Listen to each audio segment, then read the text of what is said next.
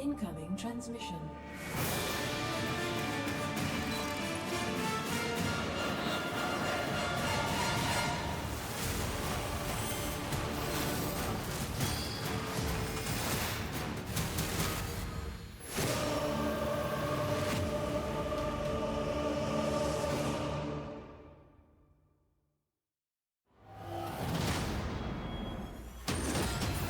Let's go!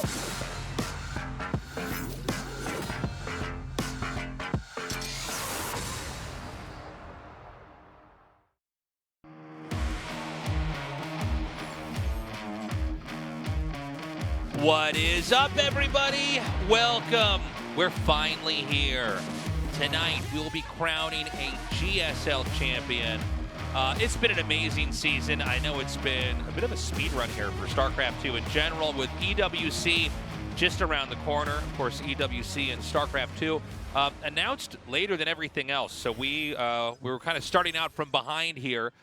Also, beyond getting a GSL champion, there is the possibility we cast an extra best of 5 to see who.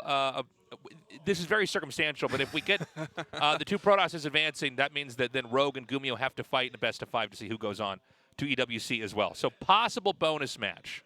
Yeah, could be a lot of games today. Could be a long day. Only if we get that PvP finals. Obviously, if GuMiho or Rogue, either of them advance to the semifinals, then there will be no need for that. But yeah, it might be one of the longer GSL final days that we've had. We actually started a little bit earlier here, just because we're trying to figure out, okay, like scheduling wise, can we get everybody home on the train? Train closes at midnight in Seoul. So we're kind of, I think we're going to be squeezing everything a little bit tighter. We might have shorter breaks.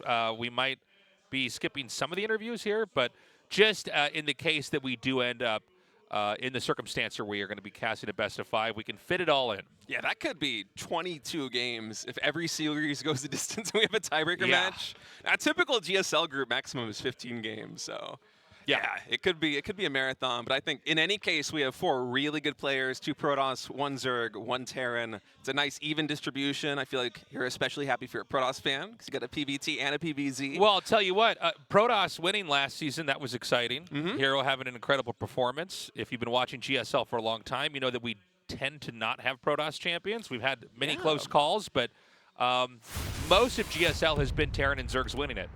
Of course, if you want to support the GSL, go to patreon.com/GSL. Get all these nice perks, support your favorite players, support your favorite tournament. And yeah, I don't have a spiel about the replay package this time, Tasteless.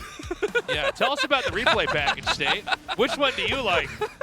The $10 tier, Tasteless. Me, I'm personally a big fan of the $5 a month tier.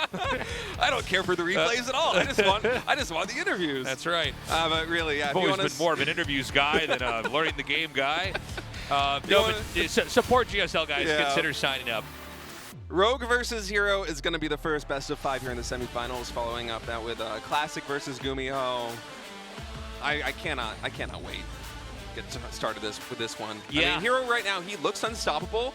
Rogue kind of, I want to say, it felt like he was punching above his weight class. And I know that sounds really weird to say about one of the greatest players of all time, but he hasn't really been himself since returning from military service. Not the Rogue that we know and love, the former world champion, right?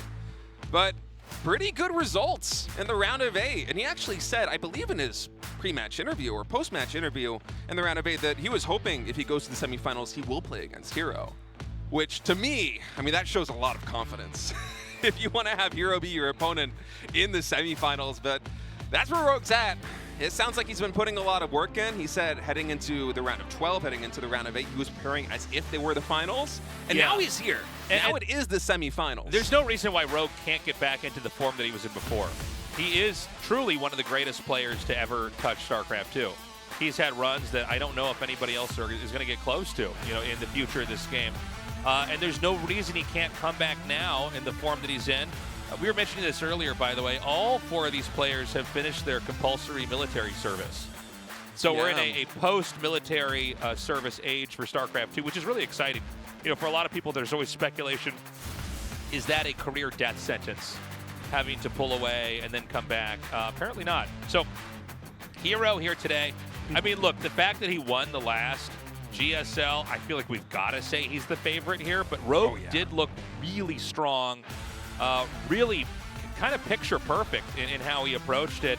And we've seen that before, and when Rogue plays like that, he makes championships. Also to note, this is a Final Four with no Maru, which basically never happens. Yeah, that's rare.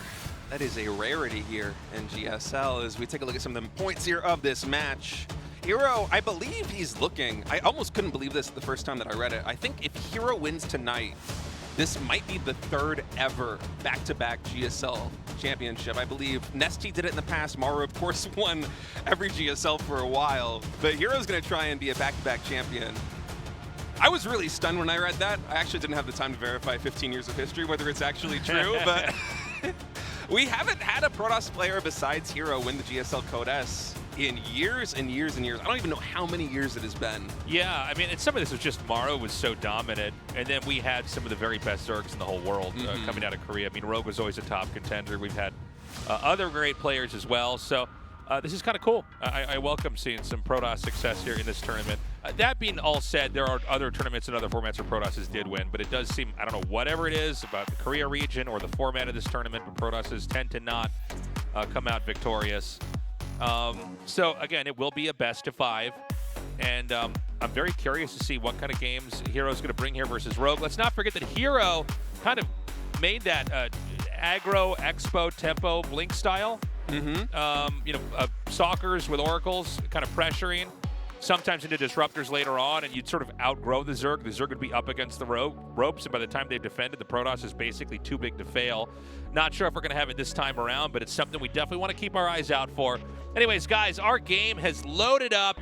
This is Rogue versus herO. Game 1 to decide who will go on to the finals of this Season 2 GSL.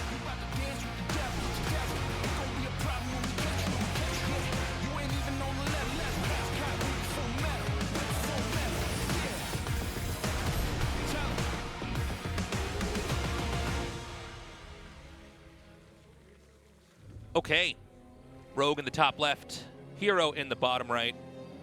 Remember that if herO wins here, there's no other Zergs he has to worry about facing. Where, Rogue, it's a very different story. It's very possible Classic's going to take this. We've got a drone coming out on the map. Yeah. And, I mean, is there a gold base that would make sense to take here? I feel like there is one by the watchtower, but it's a very awkward base to take. Yeah, I was just wondering. I wonder if we're going to be seeing a hatch block here from Rogue.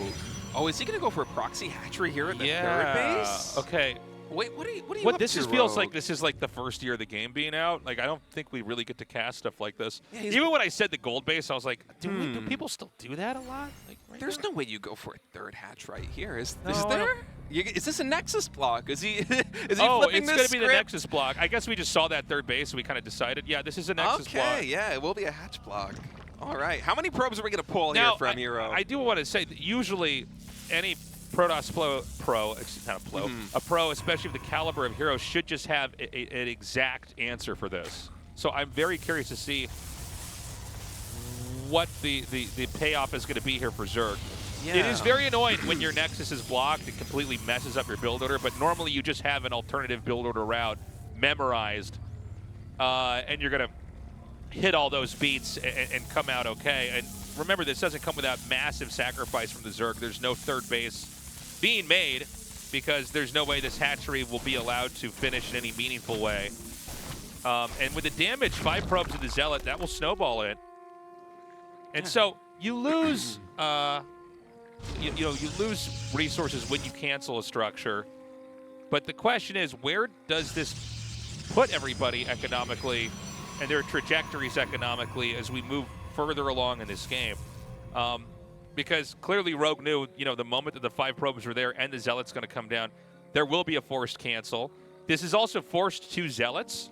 And Zealots are fairly useless early on in PvZ. They're generally, you make 1 or they're skipped. But now we have these 2 Zealots. Let's see if he can try to come out on the map and get any damage done. I don't see, oh no, I'm sorry, there's 4 Lings, but 4 Lings probably not enough. So he wants to make sure he doesn't lose any drones here.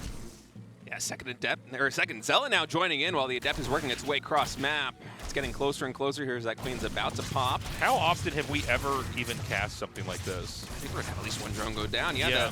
Adept's able to take it out. Man, this Queen's taking a lot of damage. There aren't that many more Lings coming in from the natural expansion, so the Queen's going to reinforce from the main hatch. Oh my god, he's going to have a Queen go down. Where did that get go? It's in the main base. Now, nice around here by Rogue is going to mitigate the damage, but already 3 drones and a Queen going down. I feel like if you're herO, this is a very nice consolation prize to having a later natural expansion, killing a Queen, killing a ton of Lings, getting 3 drones. You can see that Rogue didn't really appreciate that there was a second Zealot out. The first Zealot kind of led, and we know that he knows there's one Zealot, right? He saw it attack the hatchery, but when the second one got up there, he didn't quite have enough, and losing that Queen's actually pretty big. I mean, that's going to slow down your transfusions. And I mean, you know, things are kind of clunky right now for Rogue. There was a gas stolen, which is also an interesting idea. Rogue taking one of the Vespian gas geysers at the natural means it's just, you know, you're going to have to go back and commit to damage on that if you're going to reclaim it. You can't waste probes attacking it. It doesn't look like he wants to send the Void Ray to attack that either. It seems like he wants to try to get a leg up, moving that Void Ray across the map, maybe to harass, maybe to just kill Overlords. But that does inhibit, you know, more gas that you could have gotten for later on. Yeah, the third base is already most of the way done, so I think he hit the nail on the head. He's going to try and kill as many Overlords as possible. This one's certainly going to go down. No energy for Transfuse because these Queens, they're very fresh. One of the first ones went down, plus, of course, off-creep. Not really wanted that to happen. And herO behind this just going to take a nice tempo, third base, adding in a second gateway. I'm imagining a Twilight and a Forge will follow this, but given an early game that could have been very rocky, I like the response coming in from herO. Only pulling 5 probes allowed him to have the mining he needed to get the Stargate out this quickly, to hunt down these Overlords, to get those 2 Zealots and the Adept to kill the drones, to kill the Queens. Had he pulled more probes, then maybe none of that pressure actually mounts into anything substantial. But as it is right now, I think herO's at a really fantastic position. He's powering up, going into these 3 bases. This is, what, the 3rd Overlord going down? That's so much damage. I feel like you know, Rogue had some interesting ideas, but then when the little counterattack came in, it just really messed him up. And I'm really worried now, for Rogue's sake. I don't know that he can get a whole lot done. You know, his 4th base is going to be late. I think the Protoss, there's literally no way to contest the 3rd base here at Zerg. And I feel like this should be one of the easier mid and late games for herO. And I don't know what exactly can be done about this from Rogue's perspective. You know, it's hard to emphasize how much that slows down economic growth when you steal the position of their second nexus with your hatchery. So yeah, I mean, I'm very interested to see what Rogue has here. It is totally possible that this is a kind of disappointing second half of this game where Rogue is just going to look smaller and weaker and eventually wither up and die. But let's see if he's got some tricks up his sleeve. Now look at this tasteless. We have +1 and charge coming in here for herO. Now this is a strategy that herO has deployed against Rogue as recently as the GSL qualifiers here for Season 2. And he typically gets a lot of damage done, especially with there's so many Queens going down. I think this is the 3rd or the 4th Queen. Are we going to get a 5th one here? These Oracles really hunting for it. One Oracle is going to go down. I mean, you never really see this in a game that's going correctly. So dropping Queens again, the gateway count is really kicking it in here. You know, he's got the 3rd base saturated, charge is finishing up, and you know, I think this is going to be a lot like some of the straightforward TVZs we cast, where it's going to be a 4th base target for the Protoss, or maybe it's the 3rd instead, but basically a time and attack where the Zerg's on for trying to get onto 4 bases, and the Protoss is going to try to just mitigate their growth. And this 4th base almost definitely going to cancel here from Rogue as the Void Ray's working on that while the Zealots charge in. Now they do have +1 weapon, so they are going to 2-shot these Lings. Those Lings just getting vaporized in an instant right now. The first Queen going to fall here on the bottom side too. The Zealots excellent position on the ramp, really reducing the amount of surface area those Lings have in an already lopsided fight. And this almost feels like game-ending damage right now. herO with even more Zealots coming in. This is on the back of just a couple gateways. This isn't like a 7 or 8 gateway timing attack. This is just a couple of them and so much damage being done. 7 drones have fallen. GG is called. And herO, after such a convincing early game where the momentum built up, is able to just convert that so cleanly into a win. With a +1 Zealot timing attack that Rogue has seen in the past that usually he is capable of stopping with a similar build, just +1 Lings, but he was so far behind from the opening builds that it's going to be just an easy Game 1 win for herO. You know, I got to say, man, I am shocked that we had that the hatchery at the Zerg's expansion, and you can see why we don't see that very often. Like that's one of these things. You know, you get to a high enough level in StarCraft 2, you just know the answer for certain things. Like if you ladder a lot, you'll encounter a build order that you're like, I don't know what this is, or I haven't seen this before. But a pro will look at it and already know there's a solution. Oh, I make this, or you know, we just don't expand here, or we tech into this. And then there's a reason why you don't see those builds the higher up in rank you go. Is they're basically they get oppressed, they get pushed down into the lower ranks because they're not applicable at higher levels. And I kind of feel like that's what we saw back there. Is he's like, oh, 2 zealots, adept, counterattack. Anyways, guys, let's go into game 2 here. Right now, herO with a 1-0 lead in this best of 5.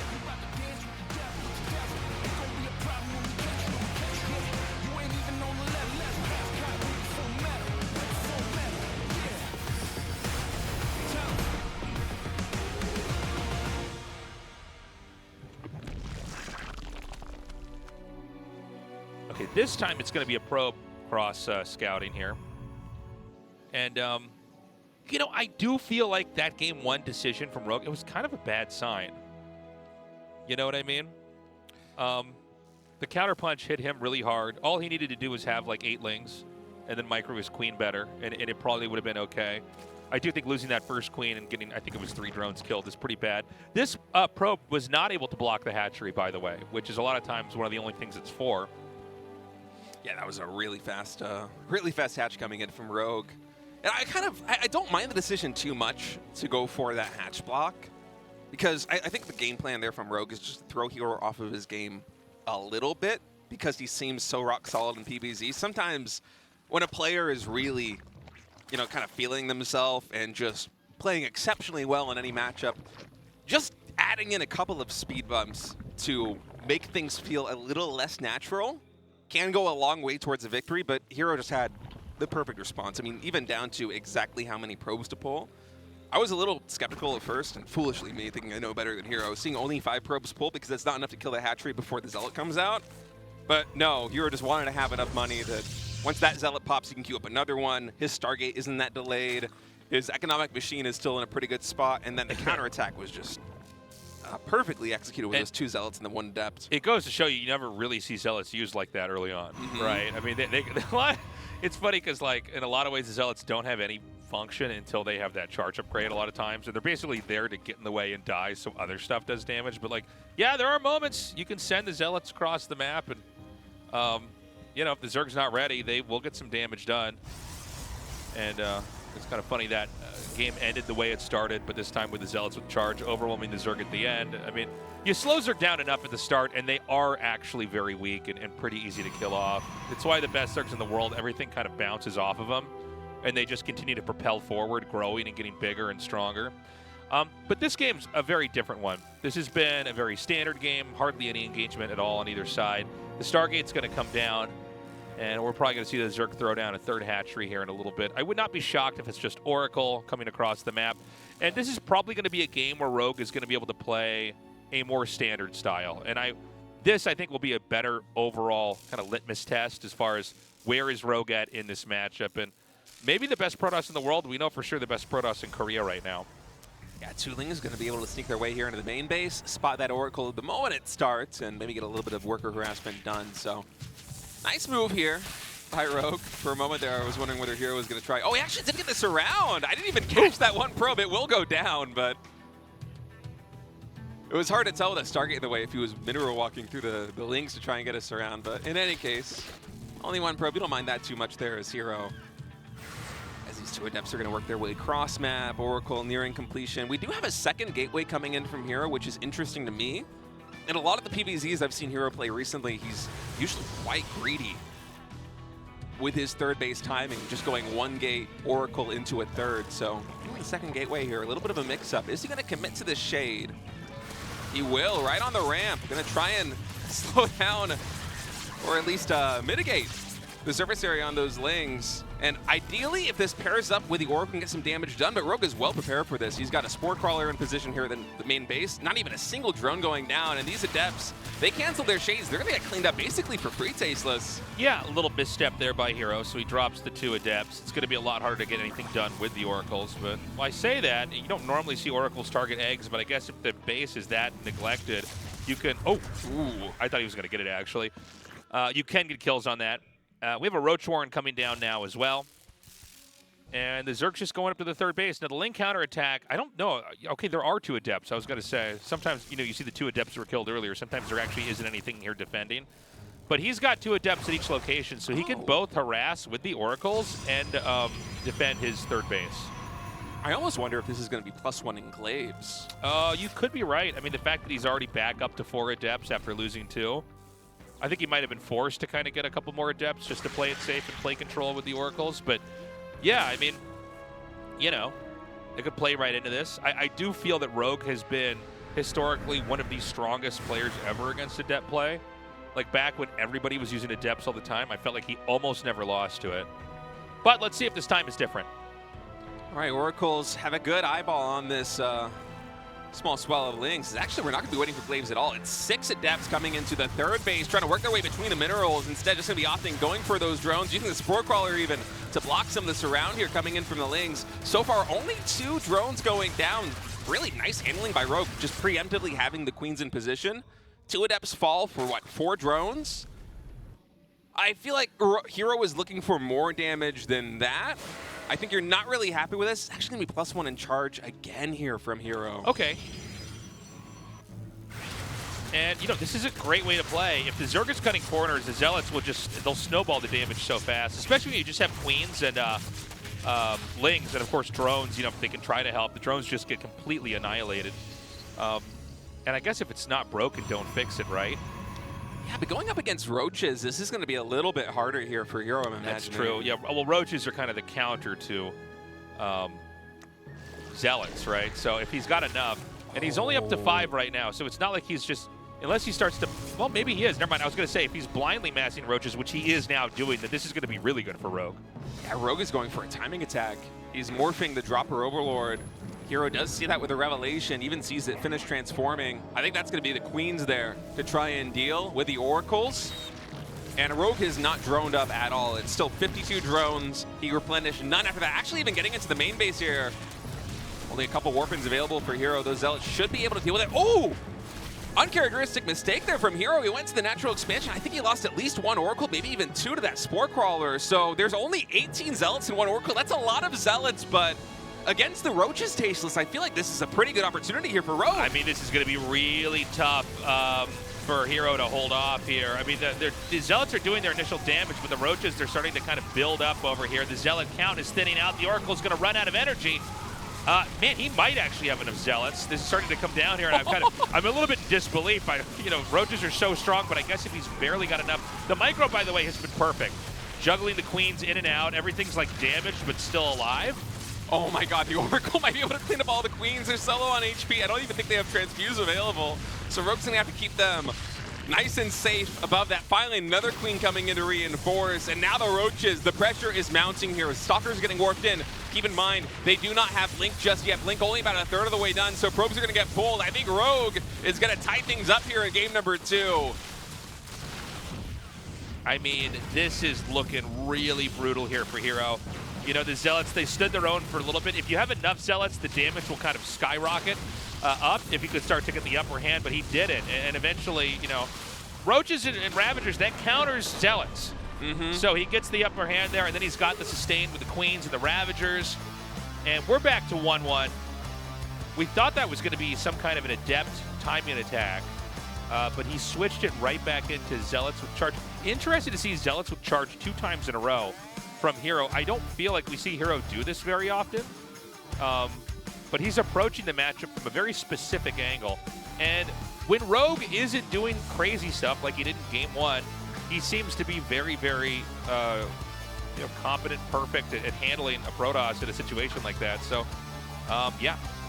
I feel like herO with this +1 charge timing, although it has been getting popularity across the board for Protoss players. I think he's specifically trying to target Rogue's style because Rogue, although he does have a lot of different branches he can go on in terms of development, has been favoring something like Ling Muta or Ling Hydra Bane in his EVPs recently. And if you don't open Roaches the way that Rogue did in game number 2, then oftentimes those Zealots, even if it's not game-ending damage, you can either kill the 4th base, or you can disrupt mining, you can trade cost efficiently, and behind it, you can choose to power up with Robos, or go into Blink, or go into Storm. It's a very flexible opening if you're not going up against Roaches. So herO trying to snipe Rogue's playstyle a little bit, but Rogue with a very good mix-up there in game number 2, and now we're all tied up. Torches, map number 3, it is loading up. The best of 5 only is potentially 3 maps remaining. Go to Reddit, get the torches out. No matter who wins, it's always going to happen. All right. I'm so glad we're 1-1, by the way. Yeah, I want a series, man. When Rogue is playing well, it is so exciting. And what do we have here? 3 drones? Oh, okay. Oh. I actually forgot this was on the map. He's going for the gold base, I think. Yeah. Like, no, he's going to make 3 hatcheries at the other guy's natural. He's going to steal 2 gases in the main base and then steal a gas in the natural expansion, Didn't you see what happened in game 1? Oh, I love this timing. herO's no idea. He's blocking. Oh, he's going to do this aggressively, too. This he's going to so do the cool. dyslexic expand. No, not behind that. Where are you going? Where's he going to go? You're going to go to the well, he's been fooled once before here.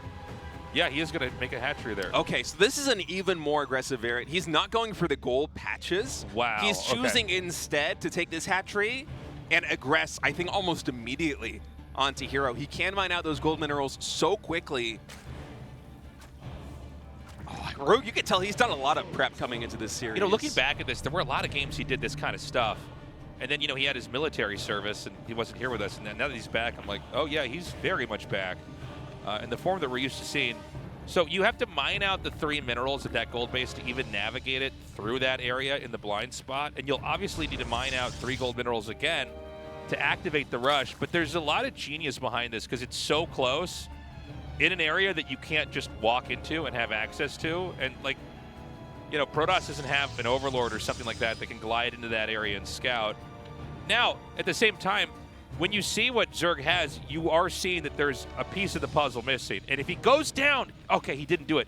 If he were to go down with the probe, he would see the minerals, and that should basically, from his position, telegraph what's happening. But instead, he's going to go to this space. He's going to see that's not there. When you're a pro gamer in a moment like this for herO, there's a real sense of uncertainty in the pit of your stomach. You're like, what is going on? Where's that hatchery? But you've got to imagine he suspects. He suspects what's happening, right? I mean, he thought it might be at the 3rd base location. It was not. He checked the gold. It was not there. He still hasn't checked these minerals. We have a lot of Lings already done and more in production. Wow, he sends the drones through. Oh, herO's checking now, but it's too late. Rogue's coming into the main base. 2 drones and 2 Lings. Gonna start the harassment here in the main. You don't see that every day. As more Lings now flooding in. herO, he's trying. Oh, he blocks it with a pylon. I didn't know you could do that. Yeah, that's so Of course, smart. yeah, that makes perfect sense. I mean, still, it's losing a lot of HP very quickly. The drones are continuing to mine. Pylon is going to get canceled. herO was able to buy some precious seconds. He has a sentry out now. He was able to energy recharge it, so a couple force fields are available. Rogue, respecting that, is going to pull back. He wants to go into the main base. herO, he blocks that path. Now warping in. A couple of shield batteries here, the natural expansion. He has to prevent the block. More force fields available. Is he going to use them? You have to be so smart here as herO. Oh, the sentry spawning on that side. This is such a tricky defense. Now remember that this one gateway here, I mean, this is the source of the units that are going to help him defend. If he can work his way back to the shield battery, Tasteless, it's going to go a long way to holding this.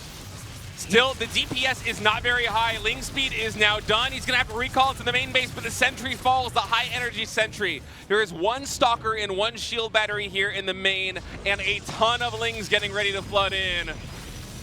I think he can't stay alive. There's no way to get that up there. This game's over. He's just going to overwhelm him. What an insanely great cheese. And herO just wasn't able to figure it out in time. Every probe is going to fall over here as this damage has snowballed out of control. Big smile on herO's face. He knows he got bested by a pretty clever tactic, and I gotta say, in a best of 5, where it felt like herO was the overwhelming favorite, Rogue is now up 2-1, and he is the face of a stone-cold killer. Scumbag Rogue. I love the move. And, you know, it's funny. He had I think the most important decision that could have been made back there for herO was to check the gold patches or to check the third base. He didn't check the gold patches. If he saw that, he might have been able to do something preemptive to deny the initial run-in. Like once you've broken through the defensive barrier and you're inside the Protoss, it's just there's too many places to defend. Lings are too fast. The queens are too strong. herO's just not able to play the game he wants to play, and it's a great reminder that, a lot of times we think about Rogue as this kind of behemoth macro Zerg player that can, grow and sustain and upgrade and do it all, get every unit that he needs in the matchup. But he's also a great planner. And he has just pierced the armor there in that last game.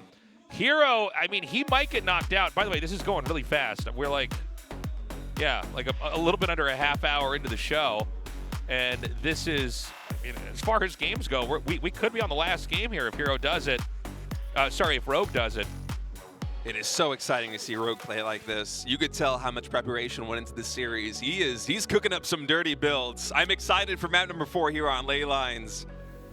What does he have in store for us? It is match point here on the verge of being knocked out. Can Rogue do it? Let's go to map number 4.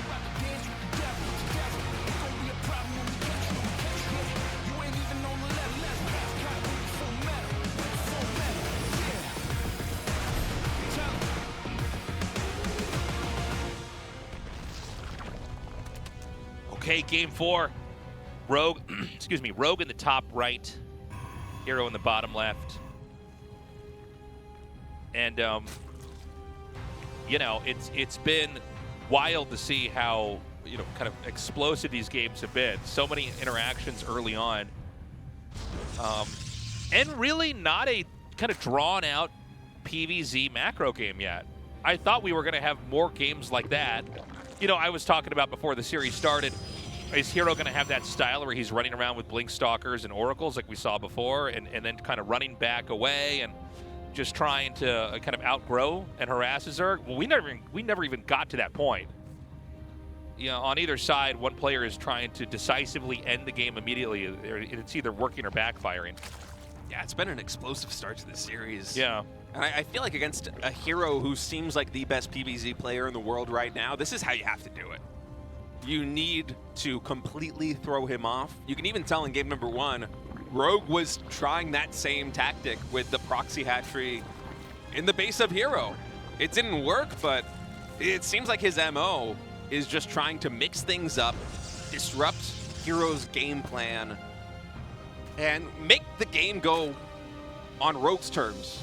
Allow Rogue to dictate the pace of the game, because herO, one thing that he does exceptionally well is that he's basically never playing on the back foot in any game you watch him play. It doesn't matter if it's a PvT, a PvZ, a PvP, he's usually the one initiating, he is setting the pace, and you are trying to keep up with his aggression.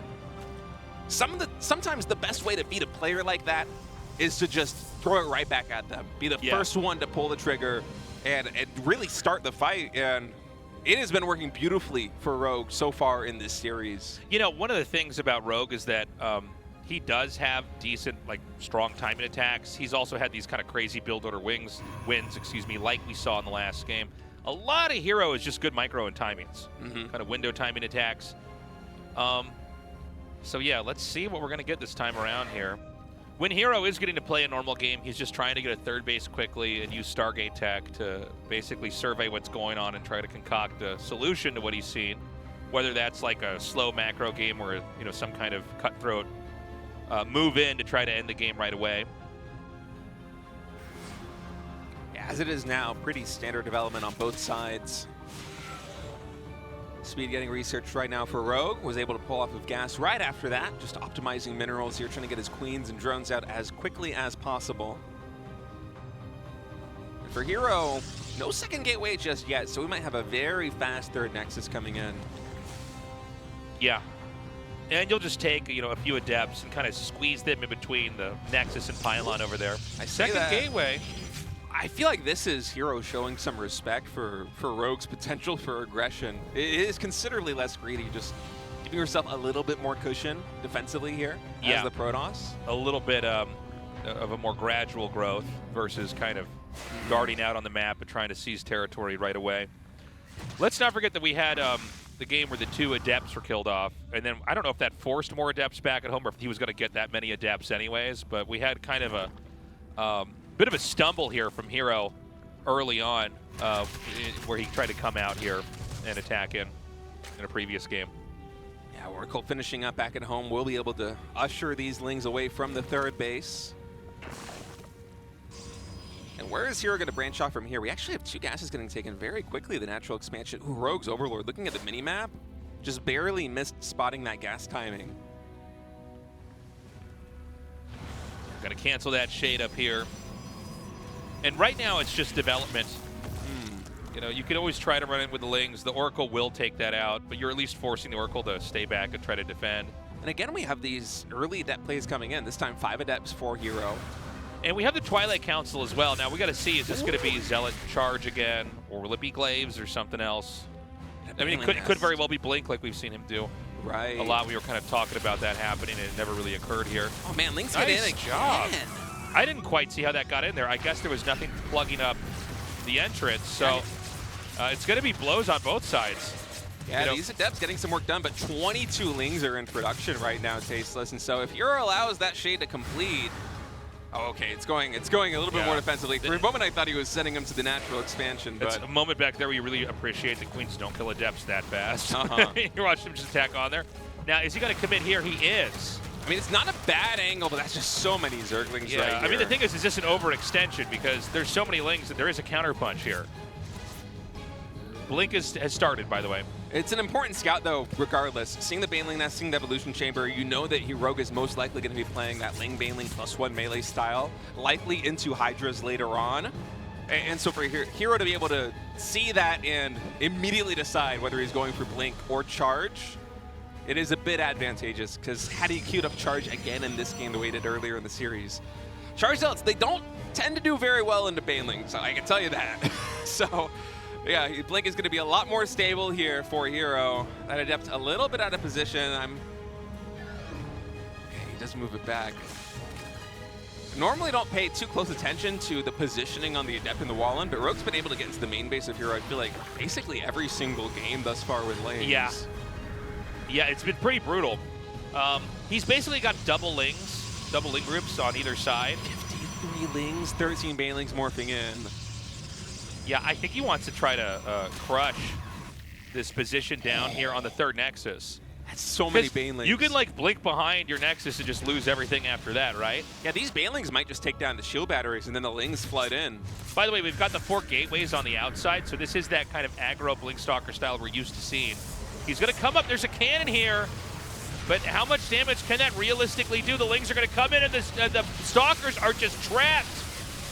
Oh, there is pretty good positioning here on the Stalkers, but with the Banelings dispatching both the cannon and the shield battery, this third base, it's kind of toast right now, Tasteless. The Oracles, they're flying back. They've almost returned, but there's nothing blocking the wall. The little Baneling slipping through. Yeah, more Banelings coming in. He's got to focus fire those down with the Oracle. Gizzy trying to target it, but it's very tricky with all those Lings. So many drones. I mean, so many probes now following the natural expansion, 5 of them going down, more Lings flooding in. We only have the Oracles. There's nothing on the ground to absorb the damage. 17 probes have fallen. Rogue, are you going to defeat herO 3-1 here in game number 4 with this Ling Baneling timing attack? This is insane. It's totally worked. He hit 8 seconds before Blink finished, and the entire position crumbled.